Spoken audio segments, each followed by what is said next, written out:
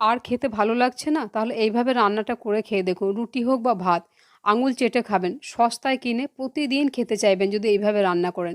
গরম ভাত, কাঁচা লঙ্কার এরকম যদি একটা রেসিপি হয়, আর কোনো কিছুর প্রয়োজন হবে না। নিরামিষভাবে রান্নাটা করেছি, আপনারা চাইলে এর মধ্যে পেঁয়াজ রসুন দিয়েও করতে পারেন। আজকে রান্নাটার জন্য মূল উপকরণ হচ্ছে এই মশলাটা। এই মশলাটা দিয়ে এইভাবে রান্না করে খেয়ে দেখবেন।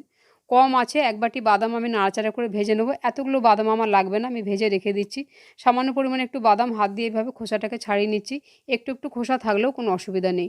বাদামটা শিলপাটার মধ্যে দিয়ে দিলাম ৩ টে কাঁচা লঙ্কা, একটা ছোটো সাইজের টমেটোর অর্ধেকটা দিয়ে দিয়েছি, চা চামচে হাফ চামচ হলুদ সরষে আর চা চামচে হাফ চামচ কালো সরষে। সামান্য করে জল দিয়ে মশলাটাকে মিহি করে বেটে নিতে হবে। রান্নাটা দেখার পর লাইক, শেয়ার, কমেন্ট করে আমার চ্যানেলটিকে সাবস্ক্রাইব করে রাখারও অনুরোধ জানালাম। সাধারণ সবজি যদি মশলাগুলো একটু ঘুরিয়ে ফিরে রান্না করা যায়, নিরামিষ রান্না খেতেও খুব ভালো লাগে। আজকে আমি করছি ঢ্যাঁড়স। এখন কিন্তু ঢ্যাঁড়স অনেকের আর খেতে চাইছে না বা ভালো লাগছে না। ঢ্যাঁড়সটাকে কাটার আগে ধুয়ে নিতে হবে, বড় বড় করে কেটেছি। কড়াইয়ে সামান্য তেলে কালো জিরে দিয়ে কেটে রাখা ঢ্যাঁড়স দিয়ে দিলাম। সঙ্গে যে কোনো লেবুর রস একটু দিয়ে দেবেন, এটা গন্ধরাজ লেবুর রস। সঙ্গে লেবুর রস দিলে ঢ্যাঁড়সের পিচ্ছিল ভাবটা একেবারেই থাকে না। ঢ্যাঁড়সটা কিন্তু কড়া করে ভাজবো না, যাতে রঙটা চলে না যায়, এরকম যেন সবুজ থাকে। আর গন্ধরাজ লেবু দেওয়ার কারণে খুব সুন্দর একটা গন্ধ হয়, একটা চটপটা স্বাদ হয়। বেটে রাখা মশলা দিলাম, পরিমাণ মতো হলুদের গুঁড়ো, লঙ্কার গুঁড়ো আর নুন দিয়ে দিলাম।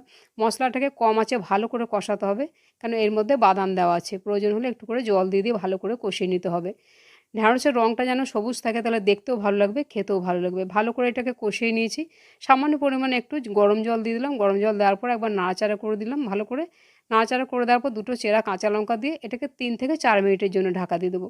৪ মিনিট পরে আমি ঢাকা খুলে আবার এটাকে নাড়াচাড়া করলাম। যদি একটু গ্রেভি রাখতে চান তাহলে এইভাবে নামিয়ে দেবেন। নাহলে এরকম শুকনো করে নামিয়ে দিয়ে যে কোনো কিছুর সাথে খাবেন, ভাত হোক বা রুটি, খেতে একেবারে অপূর্ব লাগে।